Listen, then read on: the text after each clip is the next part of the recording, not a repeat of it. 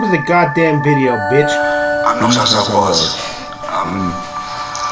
Something that I actually felt I wanted to do or say. And one must suppine all religious self-pity about that. At this present moment, I have to say, I feel very envious of someone who's young and active in starting out into this argument. Just think of the extraordinary things that are happening to us. Go, for example, to the Smithsonian Museum, to the new, I hope you've done it,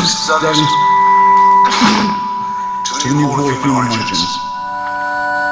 Magnificently curated music exhibition, which shows, among other things, the branch, or branches along which perhaps certainly three, maybe four if you count Indonesia, humanoid, shall we say, anthropoid species, died out not very long ago within the measurable distance of 75,000 years or so.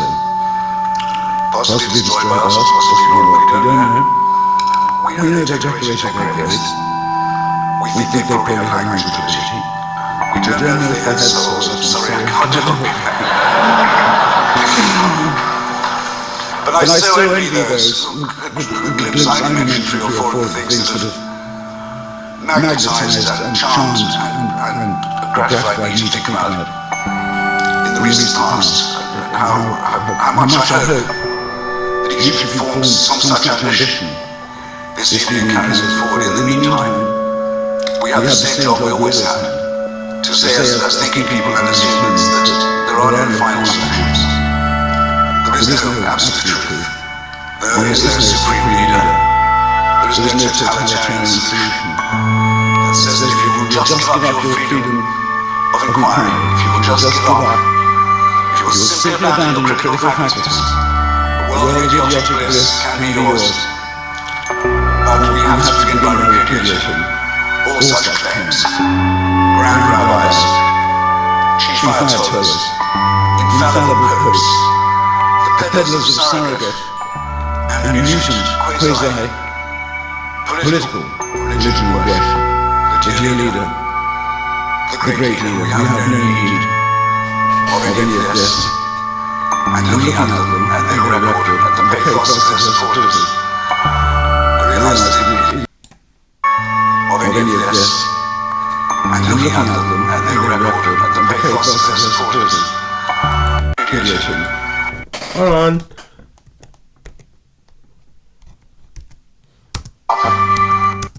You will simply abandon your critical faculties. Girl, jewel Scotch arms. Has she got jewel Scotch arms? Has she got jewel Scotch arms? Chief ayatollahs, infallible popes, the peddlers of surrogate jewel Scotch arms. and mutant quasi-political religion of worship, the dear leader, the great leader. We have no need of any of this. And looking at them and their record and the pathos of their supporters, I realize that it is they who are the impostors, and my own imposture as if it was found by comparison. Thank you very much.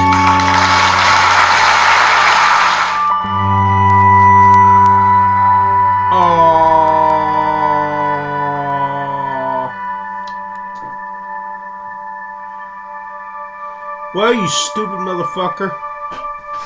You know there's a God now. When you died, what happened? You expected oblivion. Lights out, game over. But when your asshole died, you found you were still alive. And you were puzzled, bewildered. And then as you heard voices calling out your name, you began to get frightened. Because those voices that were calling you made you afraid for some reason. Christopher Hitchens here. Christopher Hitchens. And you tried to interact with the world around you. You couldn't. Those who were mourning your death, you tried to talk to them and tell them, I'm fine. but they paid you no rat's ass mind. You tried to reach out and touch them, but your hand went through their bodies. And all the while, those voices kept calling, getting angrier. Christopher! Christopher! Get over here! Christopher! When I get my hands on you, Christopher, I'm going to stick my dick up your butt. And you didn't know what to do. You were like a man in a maze with no way out. Finally, you begin to see dark shadows. The bright air around you. You were perhaps in a bright room, or you went outside and it was sunny outside. Everything began to get dark, and the voices began to get louder and louder and louder. They were so loud, it started splitting your eardrums. And you finally yell out, "Please stop! Please stop! Please stop!" Thinking the voices might be in your mind. But all of a sudden, you found yourself surrounded by hideous creatures. Laughing at you. Grabbing a hold of you. So, two of them grabbed your leg, each one of your legs. Two of them grabbed each one of your arms and started pulling you apart, like you were being drawn and quartered.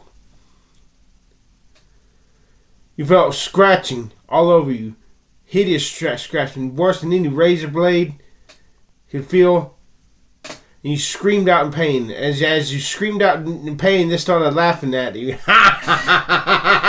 The more you screamed, the harder they laughed. And the noise was excruciating. And you felt yourself being dragged like a shitload of ants in an ant colony. Like a bug with ants all over it, dragging its ass to the dark underground pit where the ant colony lived. And so they were doing to you. But as you got, this seemed to be going on for days, weeks even. You had no sense of time, whether an experience was lasting infinity or a few seconds. Finally, you could hear. Finally, it was utter darkness, and all of a sudden you saw flickering lights, and they were holding you over a massive pit of fire. And as you were screaming, begging for mercy, they just laughed at you. And they threw your goddamn black ass into that fire.